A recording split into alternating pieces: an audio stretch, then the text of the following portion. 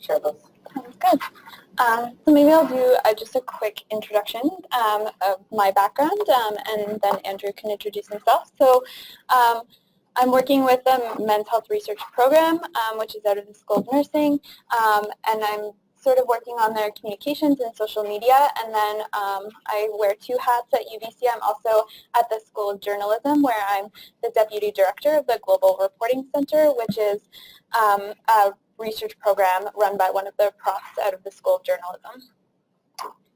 And hello, I'm Andrew. I work in knowledge translation at the Men's Health Research Unit here at UBC Vancouver, and also at the Institute for Healthy Living and Chronic Disease Prevention at UBC Okanagan. So today we're going to talk about filmmaking for health researchers. So basically we're going to start with should you make a film? So that's your very basic first question. With whatever research you're working on, when you're looking at sort of the knowledge translation aspect of that research, if you're wondering whether or not you should make a film, you should start asking yourself why. So what is the purpose of making a film? What are your goals? What are your objectives in mind? And making sure that while knowing it can be a really great way of getting research out there, it's also a really big undertaking. So keeping that in mind when trying to decide what your approach should be. And in determining your goals, one of the easiest ways to start is just to think about who your audience is going to be. So if you want to convey your message and your research to a fairly niche health research audience, then film might be a bit overkill, because you can just sort of phone those people up or meet them in person or even write a report for them. Filmmaking is probably most effective if you're wanting to communicate with a sort of a general layperson audience. And so when I'm thinking about what the goals are for filmmaking, there are a couple things that I keep in mind. The first one that I always keep in mind when thinking about any sort of knowledge translation is to avoid shiny object syndrome.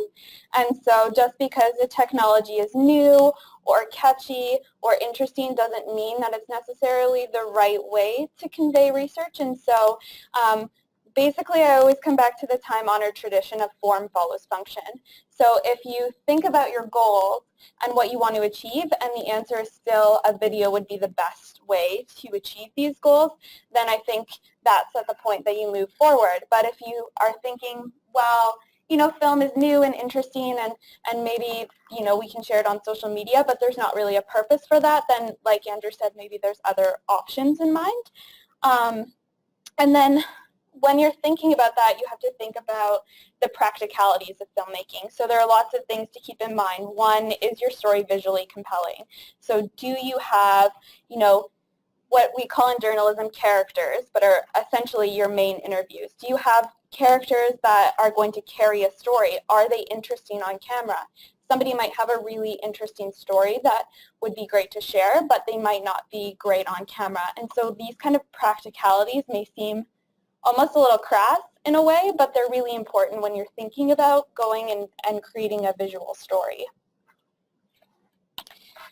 So we have a couple case studies that we want to go through from some of the films that we've been involved with at Men's Health Research, and so we'll sort of walk you through the process of, one, why we decided to do the films, what the goals were, and how we sort of achieved those goals. And so the first video is based on a project that Dr. John Olaf is managing called Man Up Against Suicide. And it's a photo voice project that seeks to destigmatize depression and suicide in men. So basically, this Evidence of the Struggle video was when I first came on to Dr. Olaf's team. So he was looking to create a video that sort of highlighted the Man Up Against Suicide project, but wasn't specifically about it. So the goals of the Man Up project were to destigmatize, to raise awareness, and start conversations around depression and suicide. So the video that we created didn't necessarily have to be about the project, it just had to also achieve those goals. So this individual named Trevor Mills, he actually approached Dr. Olaf when he heard about his research, and his experience was having lost his brother to suicide. And he was really interested in what we were doing, but also really interested in his own sort of awareness raising. So he is a hip hop artist, also a teacher at Kitsilano Secondary High School, where he teaches students about using hip-hop to open up about mental health. So, you know, he had his own goals, which seemed to align really well with the Man Up Against Suicide goals. So when we approached him about this video, he was really interested in participating because we were all sort of reaching that same goal. And so while the video isn't about the Man Up Against Suicide project, it does the work of it. So that was something that we really wanted to highlight. It spreads that destigmatizing message, but it also gave us some opportunities in the future. So we were able to use the video to promote future events. So we had several different exhibitions for Man Up Against Suicide, and we were able to use this video as a way to promote those events. We were also able to use it to contribute to fundraising, as well as Trevor was able to use it to contribute to his fundraising. So it served a lot of purposes, and it was inherently visually compelling. You know, you have performances, you have an artist, somebody who's doing something and something that's active. So it made a lot of sense to approach this as a video. And so the next project is the Still Here project, and this is sort of an adaptation of Man Up Against Suicide, but focused, also a photo voice project where participants took photos and wrote narratives that were kind of meaningful to them around depression and suicide, but this time focused more specifically on people in LGBTQ communities.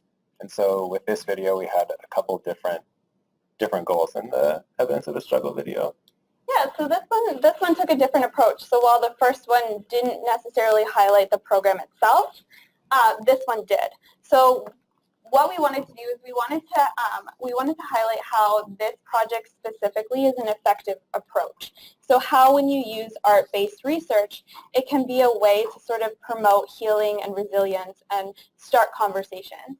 So this one we really did want to focus on the project itself. And then we had other goals in mind. So we were going through an aggressive fundraising campaign where we wanted to raise money so that more people could participate in the project. So that was one of the reasons why we highlighted the specific project. So we could say, hey, here's something that's interesting, that's working, and maybe you might be willing to sort of get involved or contribute to the project. It also helped to highlight our event. So when we filmed this video, it was about sort of this man here, Jason, was our main character. So he participated in the project and did this amazing installation of art. So we followed him from beginning to end, where he started working on his piece, what his thoughts were through the process of creating it, as well as some interviews. And then we were able to use this piece to promote our very first exhibition. So it hadn't been exhibited anywhere publicly yet, and we were able to then use this as a way to promote that exhibition in future ones. And a bit more about that second point, starting multi-channel conversations. This was also our first foray into promoting videos as paid ads through social media. So we had two different paid campaigns. The first one was just to promote general awareness of the program and to get people to view this video. And I guess the first goal for social media is to create some compelling content that's kind of worth sharing. So if you do that, you find your content does get shared a bit easier. And so we had nearly 3,000 views at a cost of about 1.5 cents for each person that viewed the video, which is a pretty good return on the investment. And you can also have more elaborate goals, like we launched a second campaign where our goal was to drive traffic to the newly launched Still Here website. And that one, we had another 600 or 700 video views, 8% of which continued on to the website. So it's a pretty good way of getting people to pay attention on social media. And the great thing too about Facebook is it's highly tailored to people's interests and affiliations. So for people those people are much more likely to share your content organically, even if it's paid in the first place. The other thing that I just wanted to quickly mention is that, so when you create a video and you put it out to the public, so for Still Here, we actually had a media partner. So we launched our exhibition at Gallery Gachet. And then we had a reporter there from CTV who had promised to work with us on getting sort of Jason's story out there, getting the video out there. So she created a print piece that was her own work of journalism around the event and the exhibition. And then we were able to use that print piece to embed our video.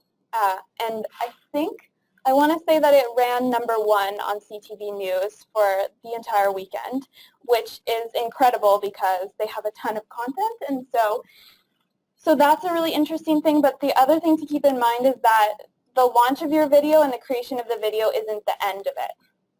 So it's a way to sort of think about the longevity. So how can you reuse the content that you've already created in new and interesting ways? So like Andrew had mentioned, having a life on social media is really good. The Still Here project also has its own Instagram page. Instagram only allows for short videos, so we're able to then create clips of this video and then push out content, and then there's more content. So there are also different ways that you can think about keeping your video alive longer than just the launch of the video and putting it out there.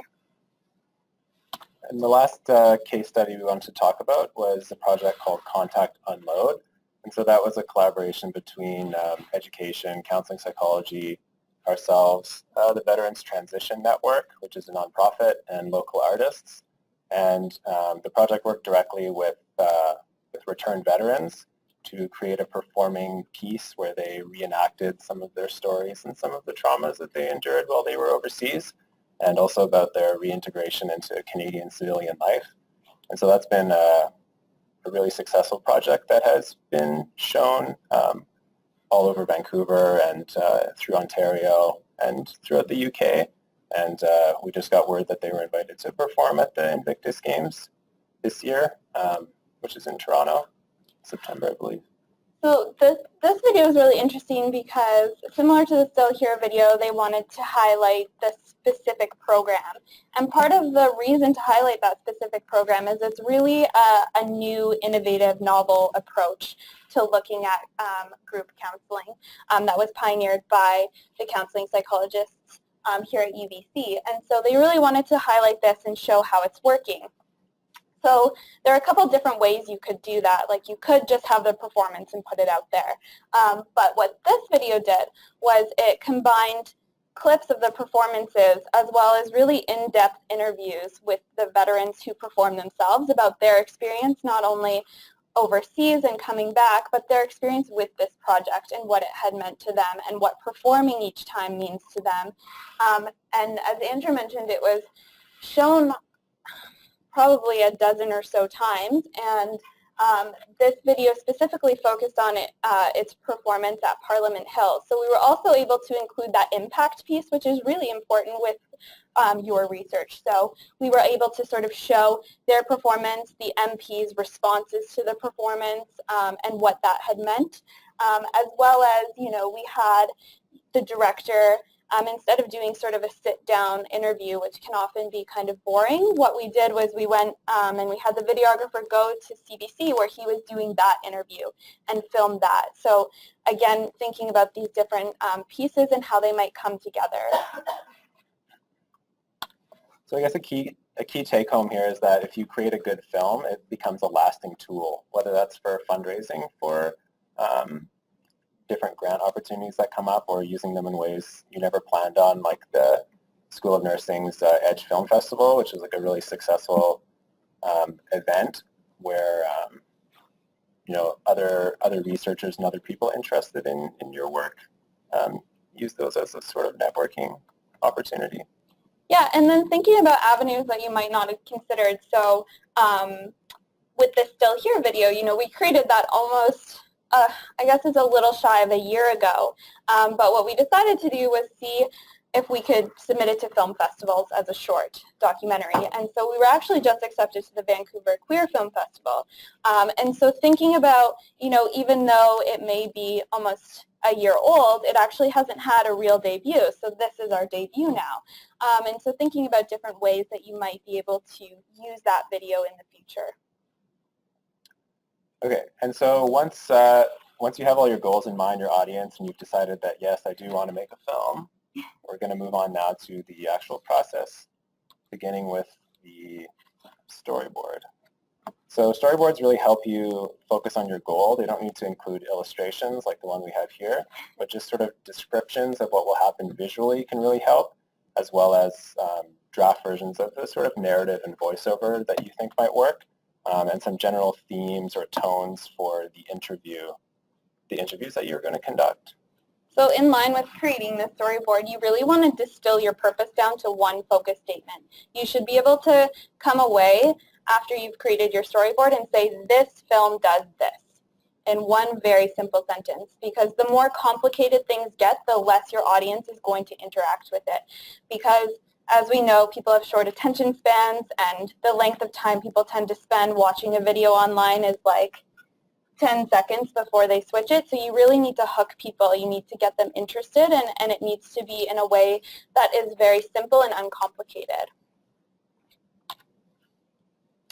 So this is some advice I got when I was back in J school. So when you're thinking about your audience, you need to think about the letter L. So if Andrew and I were to do the letter L in front of us, like this, you can see that we're both doing it differently.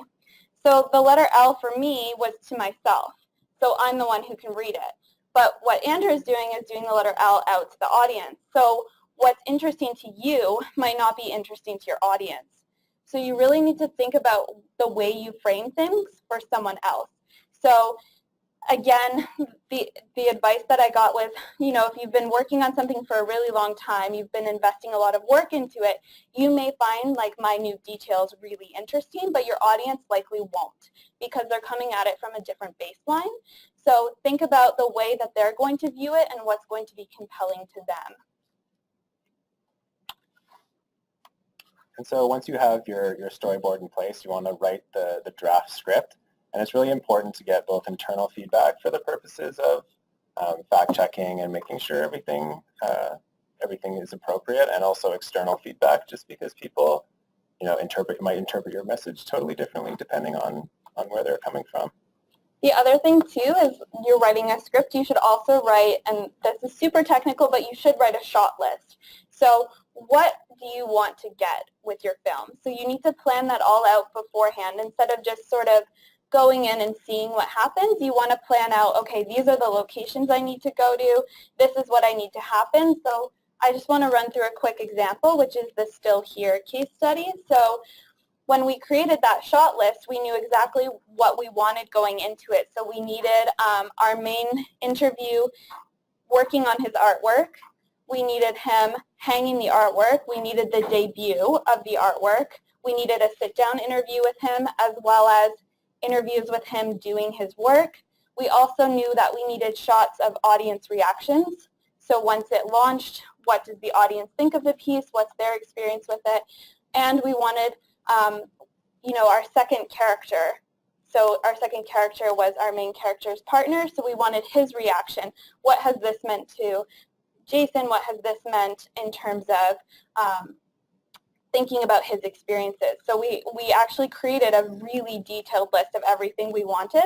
Now, it doesn't mean you're always going to get everything you want, and you might have to rethink things while you're doing it, but having that list is really helpful to make sure you get all the components you need to create a full story.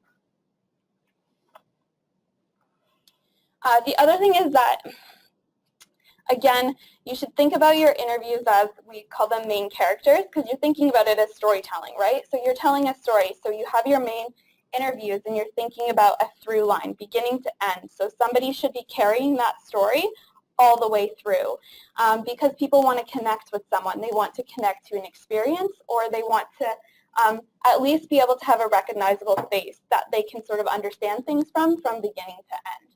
And so when you think about it, you should think about not just doing 2 interviews, but throughout all of the interviews you do, that you should have 2 people who can carry your story all the way through. Usually one main character and then a supporting person, because that's, again, what's going to resonate with people and with your audience. And something we'd really recommend, if you have the budget, to bring on professionals. So Brittany and I are technically capable of editing video, but our work is not going to be as great as a professional video editor, and we do find that in the long run you get a much better product, and in a lot of cases you save a lot of time because they know exactly what they're doing. Even if they're expensive by the hour, they can do in 1 hour what may take you 3 or 4. So everything from storyboarding, which would require knowledge of things like pacing, to music selection, which can really affect the mood of the video, sound, lighting, If any of these things are improperly done, it can really dramatically reduce the quality of your video. Yeah, and then just to remember that it's not just one person creating a video. There are several different roles that are involved. So going back to evidence of a struggle, the example would be I sort of served as the associate or the producer of the piece. So I was thinking about overall goals. What is this going to look like? I was the one conducting the interviews, things like that.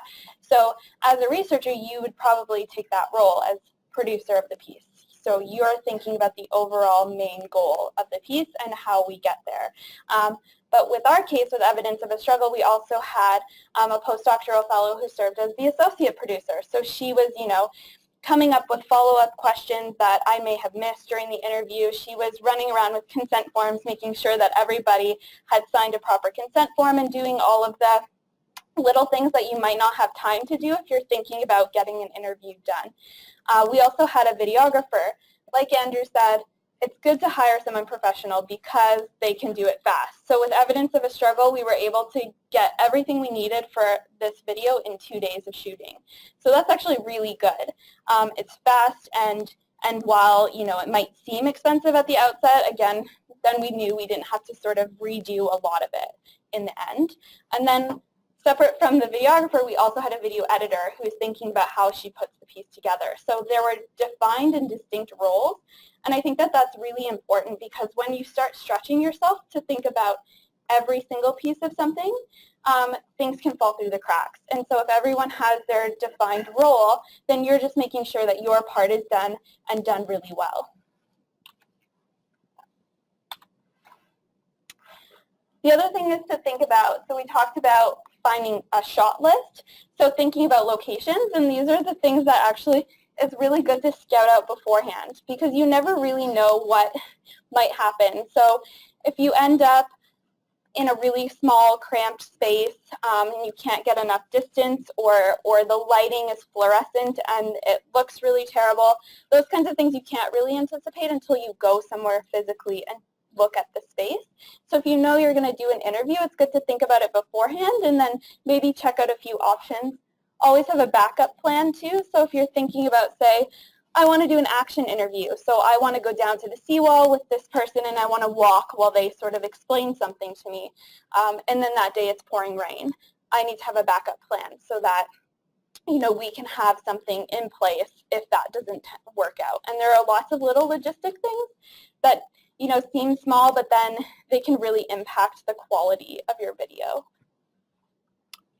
So when you're ready to start setting up production, start filming, the one thing I think we'd recommend to keep in mind is to emphasize audio over video. Ideally you would have both, but audio is probably the most important element, as we know from watching illegal streaming websites.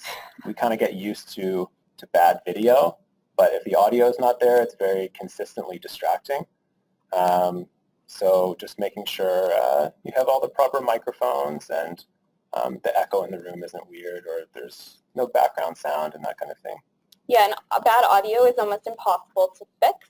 And if you have, say you have an amazing quote, it's completely illustrative of their, someone's experience of your project, or they're explaining something in a way that is just amazing, and the audio is bad, there's no way to recreate that moment. Whereas if you have bad video, you can always buy stock video footage and plaster it over top of a good interview. So again, yeah, audio is the most important thing because you can't recreate moments. The other key thing to think about when interviewing is action, anecdote, and emotion. So when you're trying to create something that's compelling visually or compelling through audio, you want somebody to be telling you a story. So you want to sort of avoid questions that elicit answers about facts, statistics, processes, anything like that, because it's not compelling to your audience. What you want is what I call the bar story.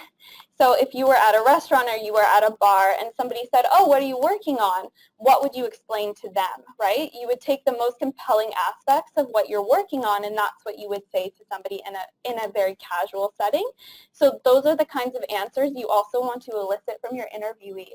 You want them to, you want to ask, like, questions that say, basically, tell me a story about you and your experience with, you know, this project or with this research or with this topic. And then when you enter the kind of final stage of post-production, which is just putting everything together, don't be afraid to reshoot anything if things didn't come out as you planned. Like, avoid the sort of sunk cost or sunk time fallacy where you just don't want to do what you've already done, because again, that really impacts the final quality. And this is also a good opportunity to cut some trailers if the final video is fairly long, ideally 60 seconds or less. And that length is also really good for advertising on social media. And in fact, sites like Instagram requires it to be under 60 seconds. So it's just, if you can kind of plan for that in mind, it's good. Yeah, and I can give a really short anecdote about not being afraid to reshoot. So the Evidence of a Struggle video was the first one I worked on when I first joined the men's health research team. And Trevor emailed us and said, you know, I'm giving this concert. It would be great if you guys could come if you're thinking about doing this interview. So we were sort of scrambling to get everything together to get to the concert, to capture that footage as well as an interview.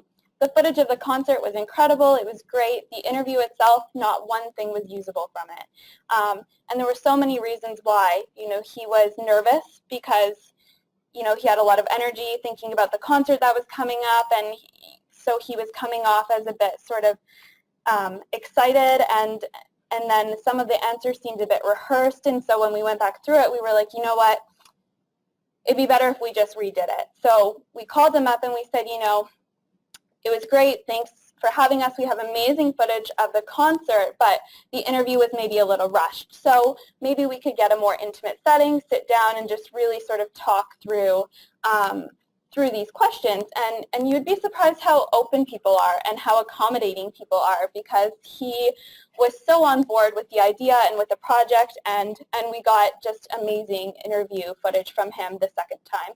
So again, just, yeah, thinking about maybe if it's not great, just trying again. And then I kind of wanted to go through practical tips. Some of these we've already talked about, but I just wanted to sort of underscore the importance. So the first one is to avoid talking heads. So you don't want an interview that is just somebody sitting there talking at you the whole time, or several people talking at you the whole time. It's really boring for your audience. You want to see movement, and you want to see changes in scenery and things like that. So having a main sit-down interview is always really important, but you should also do several other interviews where they're moving. So with that piece, Evidence of a Struggle, we did have that sit-down interview with Trevor, but we also had him at the school in his classroom talking about his experience with the kids. And that really resonated because he was in the space where he teaches the students. We also had him at his concert, sort of giving his after effects of what had just happened. And so capturing as many different interviews as you can and as many different settings as you can is really important. The other thing is, while it's great to interview experts and the people at the top of their field, those can often be kind of boring on video as well. And the reason is just because people almost know too much, right? So they get into minute detail, and things can often be confusing to the audience if they're coming at a different baseline. And so my example of this was I was interviewing sort of the top of his field, School of Population and Public Health in Beijing, and I was interviewing him about children's health. And now every print piece that has ever come out about children's health related to pollution has quoted him, but the interview was not good. And the reason was because it sort of went into the weeds in terms of the very minute details. And so if that kind of thing happens, you can still include that information, but maybe in a different way. So sort of rethinking how you frame it. So with that interview, we ended up not using it at all, but using the information he provided within the narration of the piece. So there are ways you can use information that are better suited to video or to your audience. The other thing is, again, several different locations, having the one or two main characters. The next one is no wires. This one is really technical, but it's extremely distracting to people if there are wires, and the wires come from the mics. So the second people can sort of see the equipment, it brings them out of the piece. It brings them out of the video and the story, and they start wondering about things. And so making sure that everything is very sort of cleanly framed and that there are no wires hanging around, there's no sort of cameras in the background, that kind of stuff is also important. Location is really important, as well as having time for your setup. This is where having two people who are sort of in a producer role helps really well, because your setup is often half an hour to an hour long, where you're just sort of rearranging furniture, setting up lights, setting up equipment, and that kind of stuff. And you can find that your interviewee might get a bit anxious while this is happening, and so it's good to have a separate person there who can sort of, just chat with them and sort of talk to them while all of this setup is happening. And things can be unforeseen. You might blow a fuse when you plug everything in, and then that extends your time. And so things like that are also important, just to make sure that you have enough time to do everything properly. Again, budgeting for a professional. And then the last one is the Zoom trick cut. So if you're doing a sit-down interview and you don't have that many more different interviews, what you can do is you can always zoom in your editing to cut your scenes together. So if you say, I want this quote from, the top of this interview, and I want this quote from the end of the interview, but I want them together, then you can always just zoom in on that second cut to make it seem like it's, different. It's a bit more active.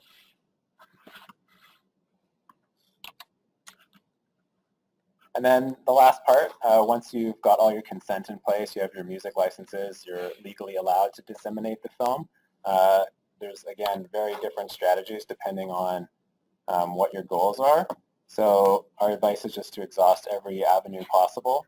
For the Evidence of a Struggle piece, we likewise worked with someone from CTV, and that produced an entire story about not only the project, but also Trevor's experiences. And because the video was done well, they actually embedded it directly into the story, which a lot of news outlets aren't going to do unless it's at a certain standard. And so that piece alone had over 1,000 shares, which was great. It was also trending #1 on their top page, which is really great. Yeah. And so for some other videos we produced called If I Were Tom, which has to do with prostate cancer support, we went with a much more focused approach, targeting people through prostate cancer support group networks and through UBC's own internal applied science networks. And then, yeah, for example, for Still Here, having it at a film festival, again, a very different avenue, different group of people that are going to see it. And so, yeah, just thinking outside the box, trying to figure out how to get it out there as many different ways as possible. So these are some things that are just sort of bigger picture that we would say it would be great to sort of keep in mind. So the first one is not selling but telling. So you're not selling your research. You're not sort of just trying to highlight that sort of program, but you're sort of like telling a story, right? So that's really key to keep in mind in order to keep your audience interested in what you're talking about, and also just to connect, right? So like Andrew said, when the views of the video translated into website views, that's really great, right? So because our video wasn't specifically saying, this is our program, this is what it's about, here's the statistics that show that it's effective, but we were just telling a story, and then people who were interested in that story will come for more information. And those translations between your video and your research or your website or your publication, that kind of transition is really important. Yeah, and again, to just keep in mind that as much as you plan ahead and you storyboard and you script, you want to keep in mind that your story can change. So that's why we say you're not creating but capturing the story. And another point there is to think of your content as sort of like a gateway to your research project. So it may offer a relatively or comparatively superficial taste of what your research has found, but that alone, if it appeals to a mass audience, can be effective at reaching that small minority of people that engage with your research on a deeper level, be it healthcare providers, professionals, other researchers, or end users. And the next thing to consider, these two go together. So the kill your darlings is just sort of making sure you're keeping it concise. So we've seen, a lot of really long videos where it's maybe just extra content that doesn't need to be there. You need to choose the most compelling content and highlight that, and everything should just sort of fall to the ground because nobody will watch a 20-minute video online anymore, and so it's making sure that you're just picking and choosing in the most strategic way possible. So we wanted to go through a couple examples. So we talked a lot about them, so we just wanted to sort of highlight the videos themselves. So we wanted to show evidence of the struggle first. And then as you're watching it, you can sort of keep in mind the things we were talking about, and if there are any questions that come up, we'd be happy to answer them as well. Should we cut the lights maybe?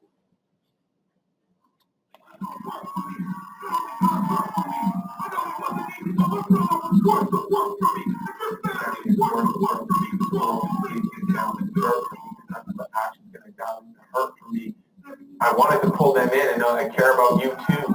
They said, yeah, okay, this is something awful that happened in my family, but I don't want it to happen to your family.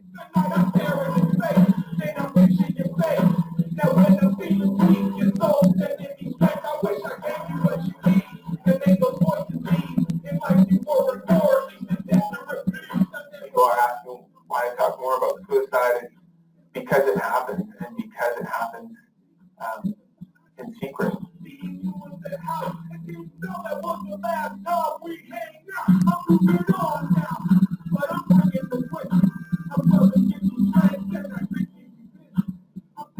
Went through getting jumped by neighborhood bullies to playing sports to getting into hip hop together. I stole his clothes, and yeah, we're very close, very close. You don't know about your loss. I could only encourage you love something more than you love yourself. I knew he was in trouble for a while, but trying to get someone who's ill the help they need can be very difficult when they're not consenting to that help.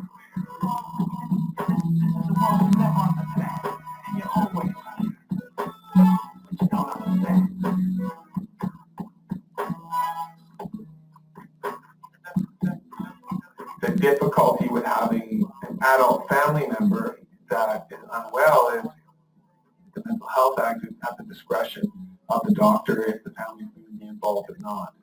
Unfortunately, we weren't in the loop. It was very difficult dealing with the closed doors of trying to get information, where my brother might be, what best ways to support him in his recovery, and what to watch for. And those were questions that we didn't get answered. All right, Theo, my mellow. Cheers.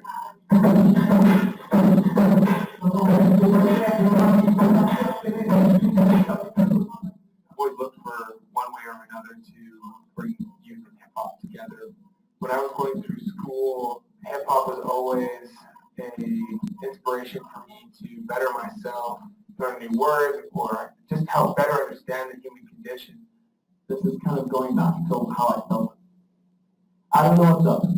Life's not in rubble, still depressed. Such a struggle, just getting dressed. Feel so troubled and distressed. Everything double, all my stress. Emotions puddle, but still pressed. Hold this muddle, but be addressed. Still believe it's actually etched in my mind. When Sage dropped that poem for the first time, I was blown away. I'm demoralized. Not have to worry about feeling like me. Every time I hear it, I'm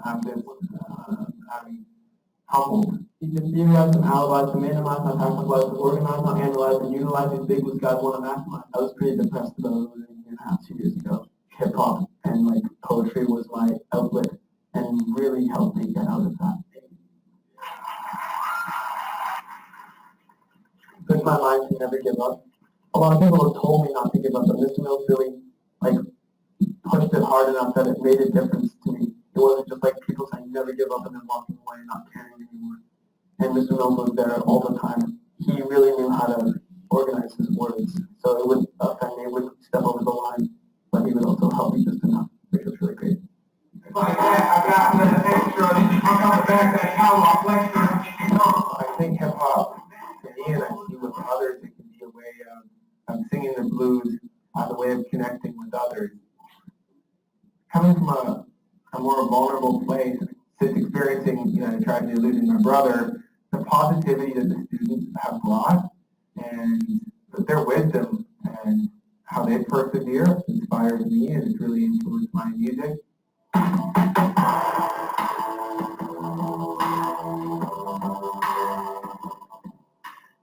It's about raising awareness. It's about the strength and vulnerability of sharing your story.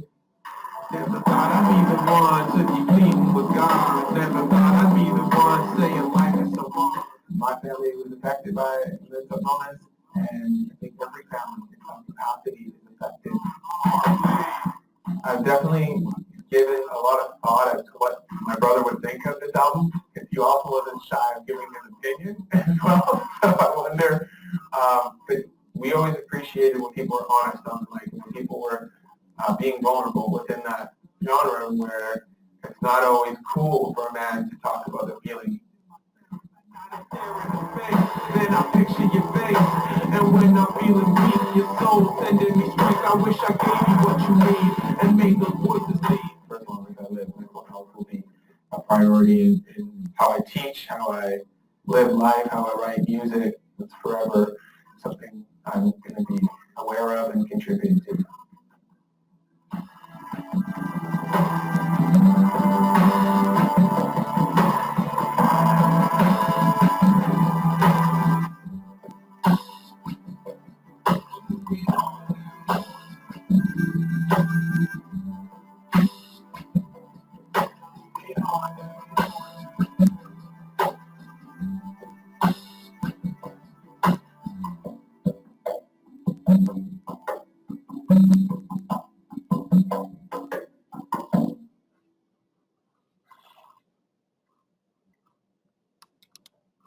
Do you think we should do questions, or should we do one more?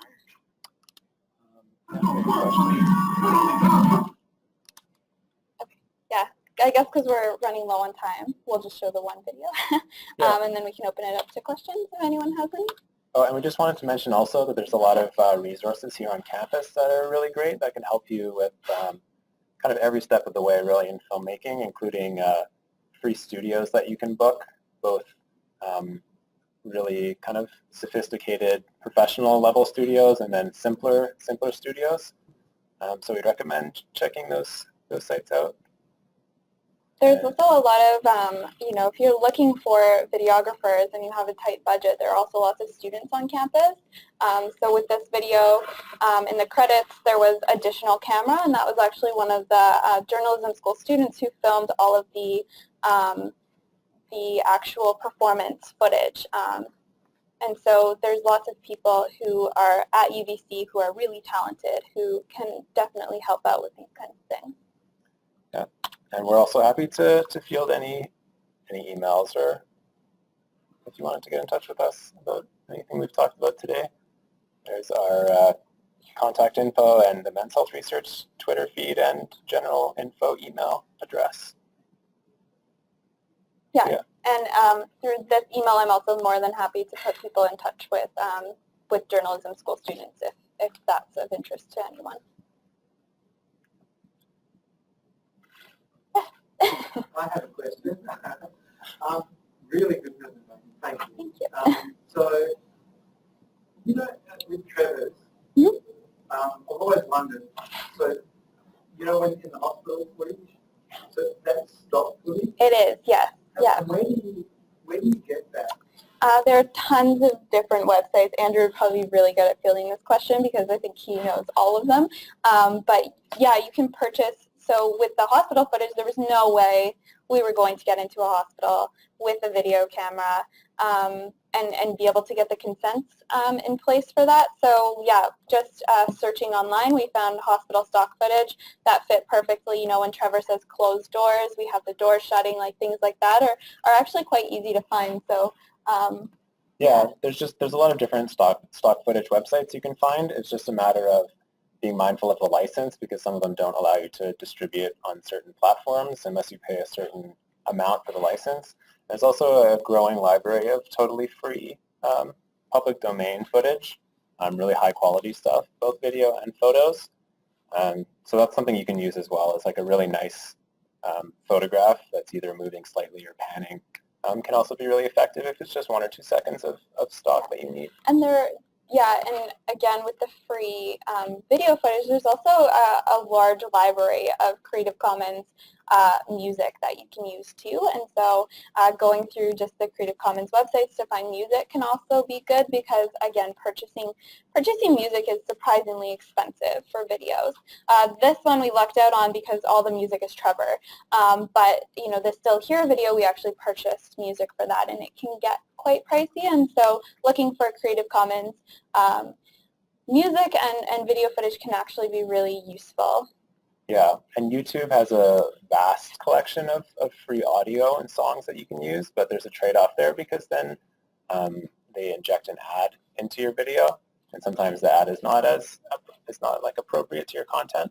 And I can give a quick anecdote. So I recently applied for a grant that required a video pitch, and so at that point you don't have any funds, right? So you're trying to get the funds, but then you have to create this video, which can be quite costly, and so so we paid a student $200 to film one interview, and then on Vimeo itself you can search for licensing for Creative Commons, and then we just peppered the entire video with Creative Commons Vimeo footage, and then just credited it all at the end. And so in cases like that where you might find yourself scrambling to put together a video with very few funds, there are ways you can sort of get around the pricier costs. But yeah. What are the parameters for using? What can we use?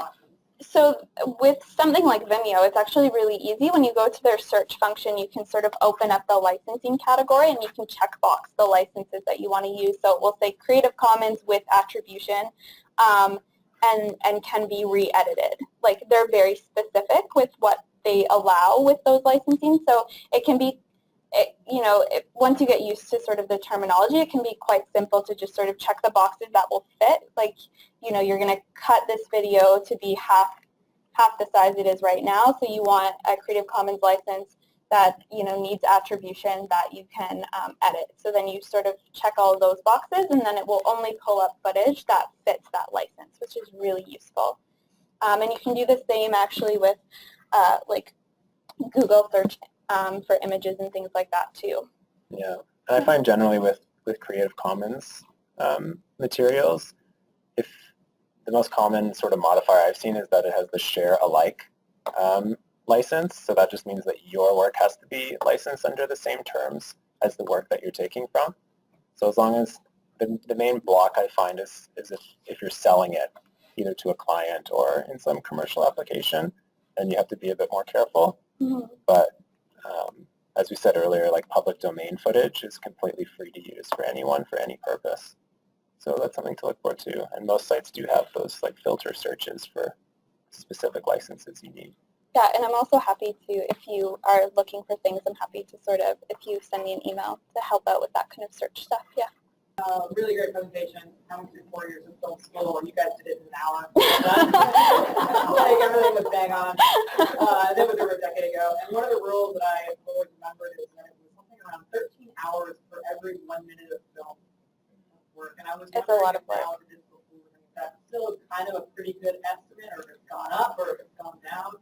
I could give you the exact number of hours for the evidence of a struggle. So it was 2 full days of shooting, so that required our videographer plus my time plus our postdoctoral fellow who is the associate producer, her time.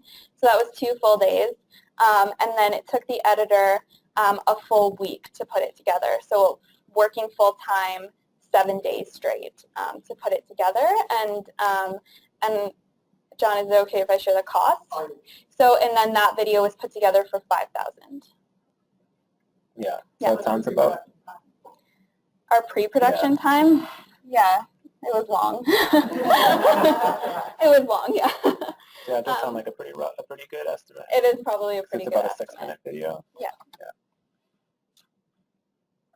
Yeah, so it's an investment, yeah, and it's an investment to do it well. Yeah, it is a really good, that again, that period where you're taking that audience and converting them to, a deeper sort of engagement with your project, that's really important. And in order to do that, I think you definitely have to sort of go with the most basic baseline and the most compelling content, and then hope that if it catches people, it translates further. Yeah, and I guess looking outside the box, right, since our research was funded by Movember, and they're, interested in edgy, compelling content that goes out. So thinking, outside the sort of academic grants is also useful for this kind of thing. Yeah. All right. So I guess we can just wrap up. Thanks. Thanks for coming.